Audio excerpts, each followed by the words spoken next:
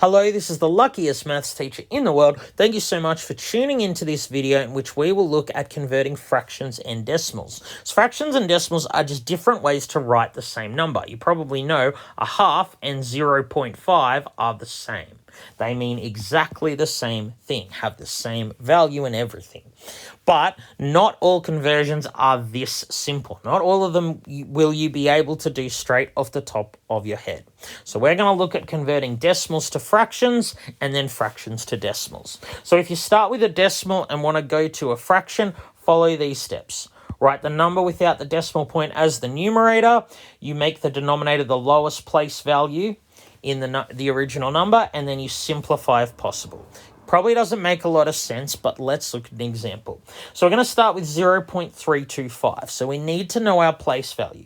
The first digit after the decimal point is in the tenths column, the second is in the hundredths column, and the third is in the thousandths column. So the way I'm going to write this as a fraction, I'm going to write the number with no decimal point on top, so just 325. And what goes on the bottom is the lowest place value. So 5 is the lowest place value. It's in the thousandths column. So I write 1,000 on the bottom.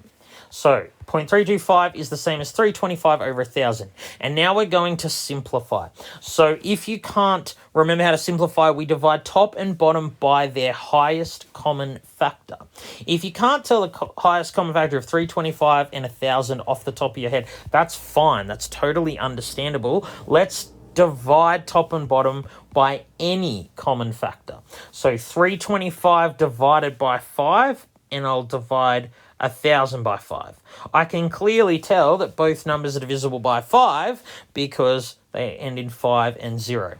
So 325 divided by 5 actually gives you 65.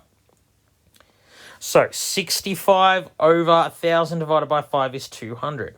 So now we can divide by 5 again. So 65 divided by 5 is 13. 200 divided by 5 is 40. It turns out 0.325 is the same as 13 over 40. This is as simple as we can go because 13 and 40 have no common factors. So now we've converted a decimal to a fraction. But I'm going to do two more that are a little easier. 0.6. Well, we just write the number without any decimal point. And because 6, this last digit is in the tenths column, we write it over 10. But 6 over 10 is just 3 over 5. So 0.6 as a fraction is 3 over 5. So let's do 0.48. So we write the number without any decimal point. Now, the 8 is in the hundredths column. The last number is in the hundredths column, so the denominator is 100, and now we simplify.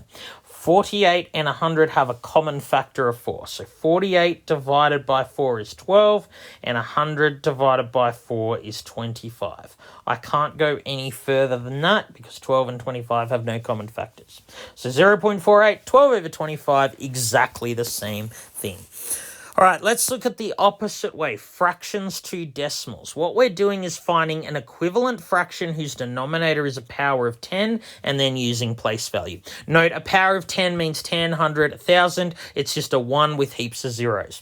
So 3 over 10, if I want to convert that to a decimal, well, that's already done for us because the denominator is a power of 10. So it's 3/10. I'm just going to stick a 3 in the tenths column. Remember, the tenths column is the first one after the decimal point.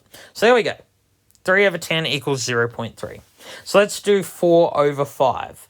So we want to find an equivalent fraction whose denominator is 10, 100, 1,000, whatever. So if I times top and bottom by 2, then the denominator will be 10. It'll be 8 over 10, 8 tenths, just put an 8 in the tenths column. So what about 7 over 25? Well, 25 doesn't go into 10, but it goes into 100 4 times. So I times the bottom by 4, I times the top by 4. So 7 times 4 is 28, 25 times 4 is 100. So what I do is just write 0.28. I just write this number after the decimal point, and the 8 needs to be in the hundredths column because 100 is on the bottom. So what about 3 over 40? Well, that's a tough one. 40 doesn't go into 10, doesn't go into 100. It goes into 1,000, however. 40 goes into 1,000 25 times. So I'm going to times top and bottom by 25. So 3 times 25 is 75. And then 40 times 25 is 1,000. So what I do is I write 75 after the decimal point, but because it's 1,000 on the bottom, the last number needs to be in the thousandths column. So thousandth, hundredths. So we need something in the tens column. We just put a 0. So 0.075 equals 3 over 40. But unfortunately, this method here doesn't always work. So the reason it doesn't always work is what we were trying to do was take a fraction and find an equivalent fraction whose denominator is a power of 10. The problem is sometimes you get fractions like 2 over 3. Now 3 doesn't go into 10, doesn't go into 100, doesn't go into 1,000, doesn't go into 10,000. 3 doesn't go into any power of 10. When that happens, the denominator doesn't go into any power of 10 and the fraction simplified. That means you have a recurring decimal, a decimal that goes on forever. All the ones we saw on the previous slide were terminating. The decimals ended. So when you have a problem like this, we use the short division algorithm. So remember, this line here means divide. 2 divided by 3 is saying how many times does 3 go into 2? So I'm just going to write a few zeros here because you know 2.0000 is the same as 2. So how many times does 3 go into 2? It goes in 0, decimal point above decimal point, the remainder is 2. How many times 3 go into 20? 6, remainder 2. How many times does 6 go into 20? 6, remainder 2. How many times does 6 go into 20? 6, remainder 2. What you can see is this is going to go on forever. We're going to keep getting 3 into 20, 6, remainder 2. So 2 over 3 is actually equal to 0.6 recurring. So what we do as an exact value, we write it like this. The dot above the 6 means the 6 just goes on forever. So 2 over 3 is 0.66666. It goes on forever. So let's look at this one. 7 over 11. Same problem. 11 won't go into 10, 100, 1,000. It doesn't go into any powers of 10. So we're going to use the short division algorithm. So 11 into 7 I'll put in a few zeros here. So 11 goes into 7 0 times, decimal point above decimal point, remainder 7. How many times does 11 go into 70? 6, remainder 4. How many times does 11 go into 40? 3, remainder 7. How many times does 11 go into 70? 6, remainder 4. 11 into 40, 3, remainder 7, and so on. You can see this is just going to keep going on forever. Every second digit is going to be 3. Every odd number digit is going to be 6.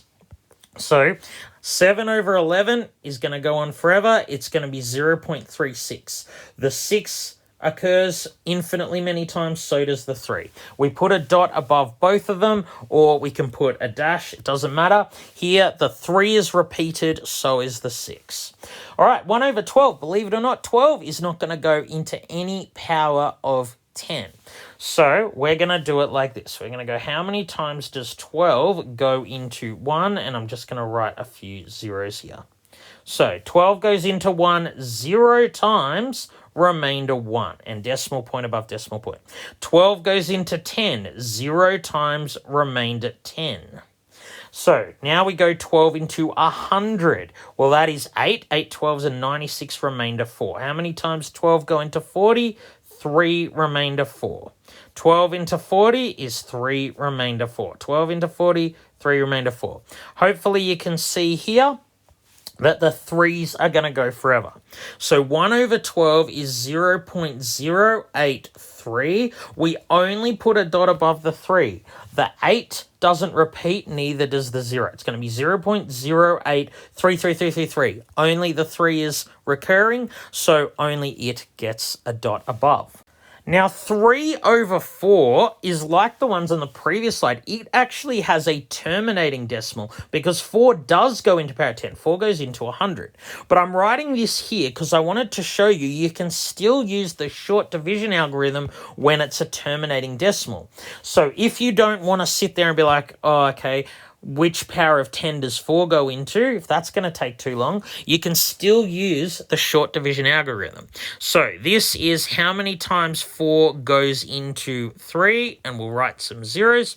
So 4 goes into 3, 0, remainder 3, decimal point above decimal point.